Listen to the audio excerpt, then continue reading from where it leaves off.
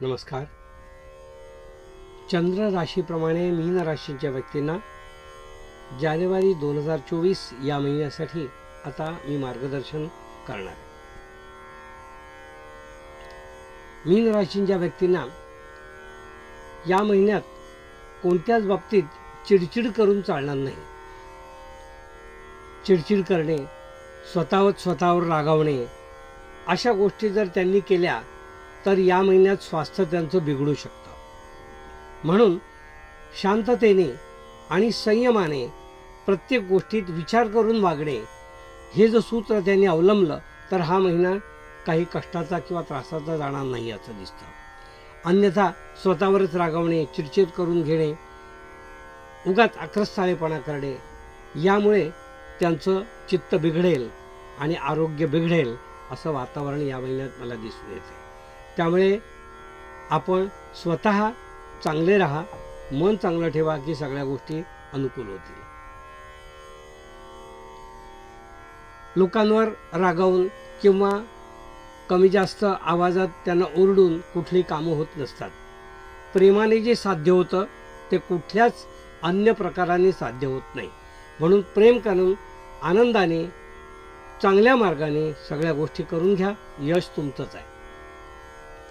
अन्यथा प्रकृती तुमची जी आहे ती या महिन्यात चांगली बोलायला लागेल. मानसन्मान जो आहे तो कलावंत मंडळींना या महिन्यात, विशेषतः नर्तक आणि वादक यांना या महिन्यात चांगला प्रतिसाद, गौरव या महिन्यात मिळू शकतो. कारण त्यांची कला सादरीकरण वगैरे अशा ज्या संधी त्यांना मिळतील किंवा पूर्वी केलेल्या संधी ज्या असतील त्याबद्दल त्यांना गौरव प्राप्त होईल असं मला या ठिकाणी दिसून येत आहे.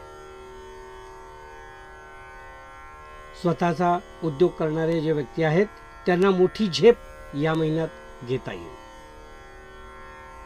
स्वतःचा उद्योग, लघुउद्योग किंवा सेल्फ एम्प्लॉईड असे जे लोक असतील त्यांना प्रयत्नाने यश मिळेल. आपोआप किंवा आपसूक यश मिळणार नाही. प्रयत्न केला निश्चित यश मिळेल. म्हणून प्रयत्न करत राहा. व्यावसायिक जे लोक आहेत, ज्यांचे मोठे मोठे उद्योग आहेत, त्यांना गुंतवणुकीच्या संधी येतील. पण त्या सगळ्याच संधी काही तुमच्यासाठी अनुकूल असतील असं नाही. काही फसवेगिरी पण होऊ शकते.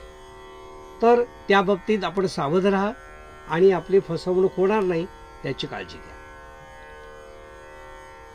ज्यांचे कोर्टामध्ये कामं आहेत, म्हणजे प्रलंबित दावे आहेत, त्यांना कटकटीचा हा महिना दिसून येतो. म्हणजे वेगवेगळ्या प्रकारच्या नोटिसा येणं, त्याला उत्तर द्यावं लागणं, त्याच्यावर काही निर्णय न होणं या बाबतीमुळे म्हणजे कोर्टाच्या कामातनं थोड्या कटकटी दिसतात.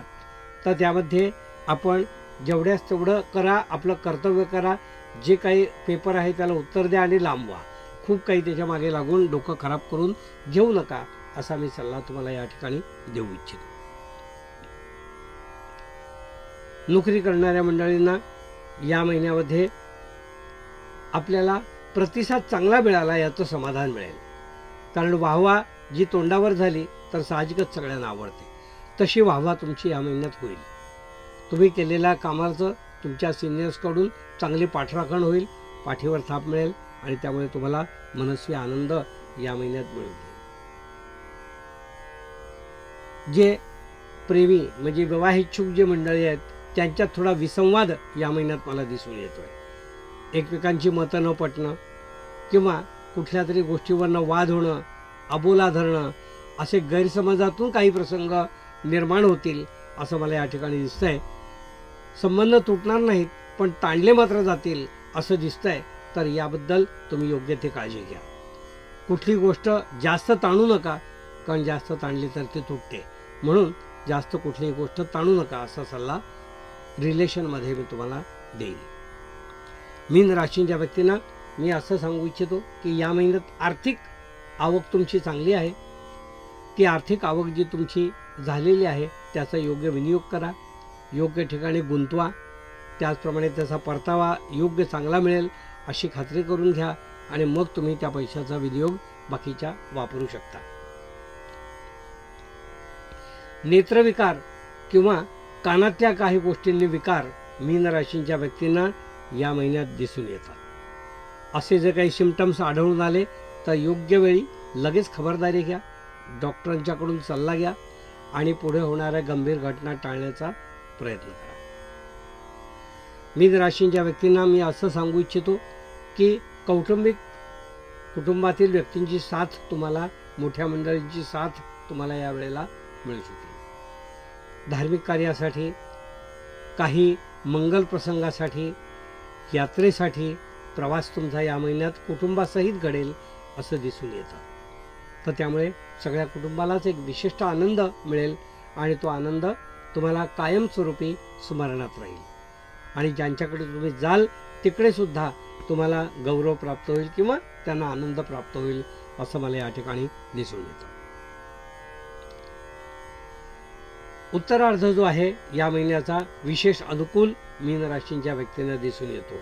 पूर्वार्धामध्ये आत्ता उल्लेख केलेल्या कटकटी थोड्या जास्त राहतील. उत्तरार्ध मात्र याप्रमाणे सुसह्य होईल असं मला या ठिकाणी दिसून येतं. घरातील आनंद जो आहे तो आनंद कसा सातत्याने टिकेल याबद्दल तुम्ही जरा प्रयत्न करा. आपल्या कुलदेवतेची आराधना तुम्ही या महिन्यात अवश्य मीन राशींच्या व्यक्तींनी करा. कुलदेवतेची आराधना जी आहे ते तुम्हाला मानसिक समाधान देईल आणि अशा या गोष्टीतून तुम्हाला बाहेर पडण्यास मदत करेल असं मला या ठिकाणी तुम्हाला निश्चितपणे सांगायचं आहे. कुठल्याही प्रलोभनाला बळी पडू नका. जे ऑनलाईन फ्रॉड वगैरे असतात त्याच्यामध्ये तुम्ही स्वतःहून काही नवीन इन्फॉर्मेशन तुमची देऊ नका, त्याचा वाईट अनुभव तुम्हाला येईल. हे होतं मीन राशींच्या व्यक्तींना मार्गदर्शन.